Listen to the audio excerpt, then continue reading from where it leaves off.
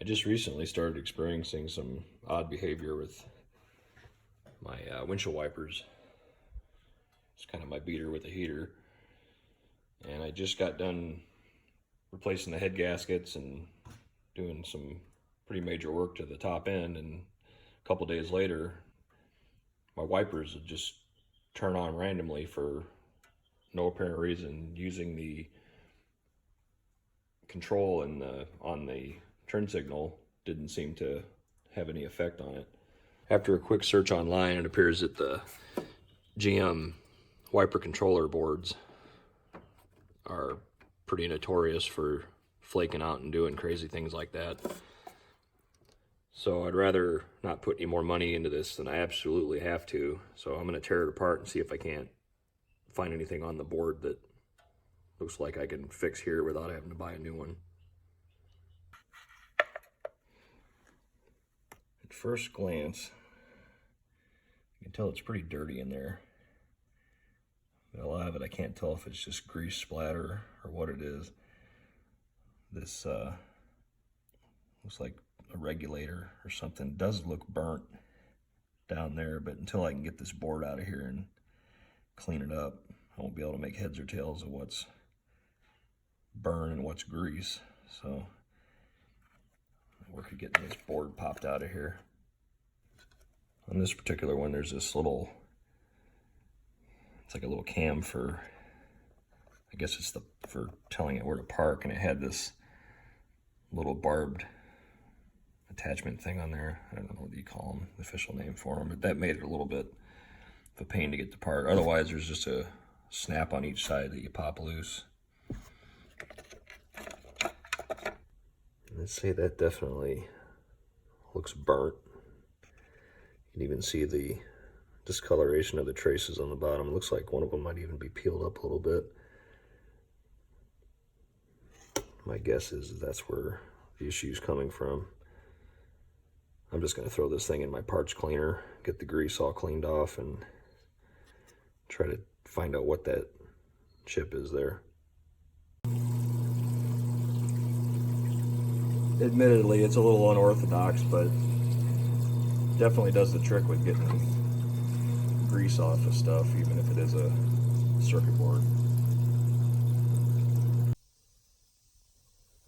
Okay, cleaned up quite nicely.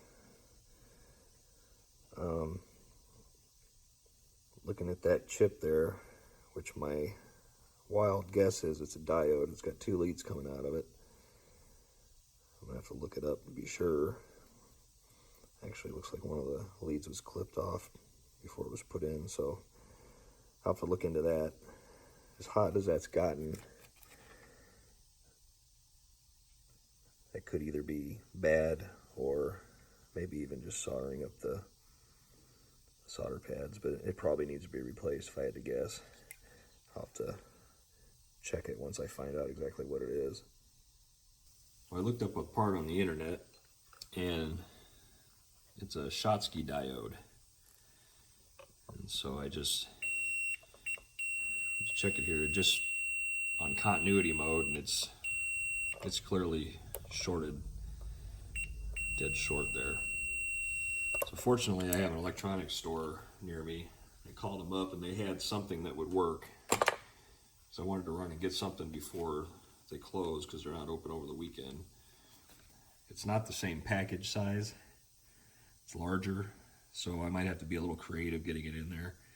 I'm not sure how much clearance I have between the top and the enclosure, I should say, and the top of the diode itself, but if anything, it'll last a little longer because it's got more thermal capabilities and stuff. It's a larger amperage capacity.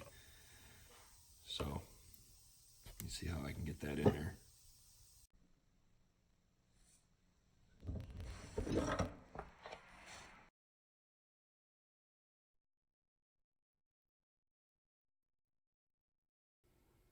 I got the old one out. As you can see, it got pretty toasty. Did lift the pad up over here a little bit. So I'll scrape some of that back and add a little extra solder to it.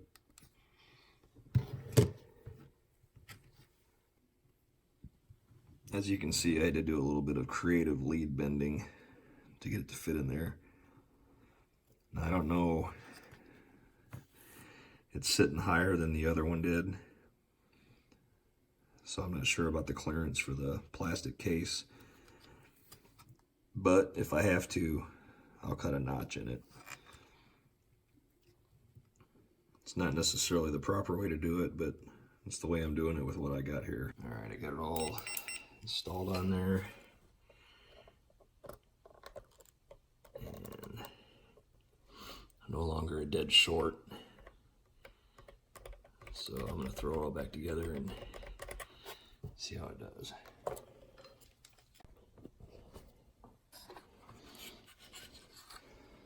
Okay, it looks like the larger packaged diode will work just fine. There's plenty of clearance there.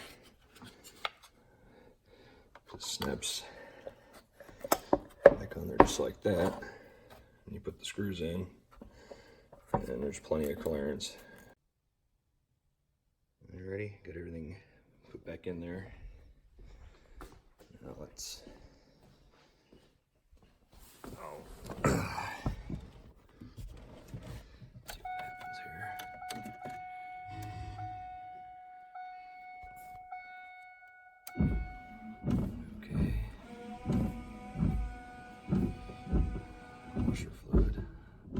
washer fluid pumps. Sounds kind of sick.